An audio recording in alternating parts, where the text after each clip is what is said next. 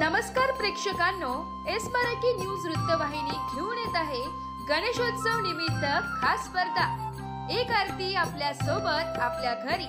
या स्पर्धेत आपणही सहभाग घेऊ शकता।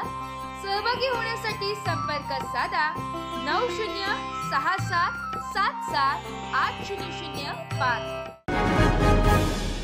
नमस्कार, मी गौरी सूर्यवंशी, एस मराठी मध्ये आपलं स्वागत। बोलूया आजच्या बातमीकडे।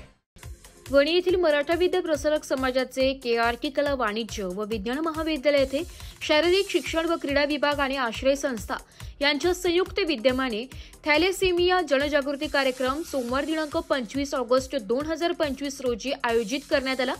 या कार्यक्रमात थॅलेसेमिया जनजागृती कार्यक्रमाला प्राचार्य डॉक्टर SS काळे यांचे विशेष मार्गदर्शन लाभले।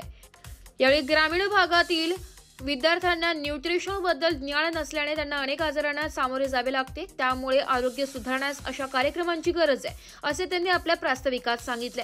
आश्रय या सामाजिक सांस्कृतिक व शैक्षणिक ट्रस्टचे सचिव प्राचार्य प्रकाश पंगम यांनी आपल्या भाषणात थॅलेसेमिया आणि ॲनिमियाचा प्रसार, वैद्यकीय वर्गीकरण, जोखीम, लक्षणे, निदान, गर्भावस्थेतील तपासणी, जन्मानंतरची तपासणी, उपचार पद्धती, प्रतिबंध आणि आहाराच्या शिफारसी यावर अत्यंत मोलाचे मार्गदर्शन केले।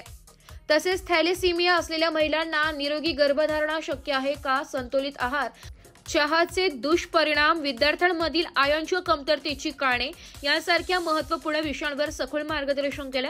महाविद्यालयाचे उपप्राचार्य डॉक्टर YM साळुंके यांनी पाहुण्यांचा परिचय करून देत मार्गदर्शन केले। यांनी थॅलेसेमिया रुग्णांचे अनुभव आणि संतुलित आहाराचे महत्त्व विशद केले।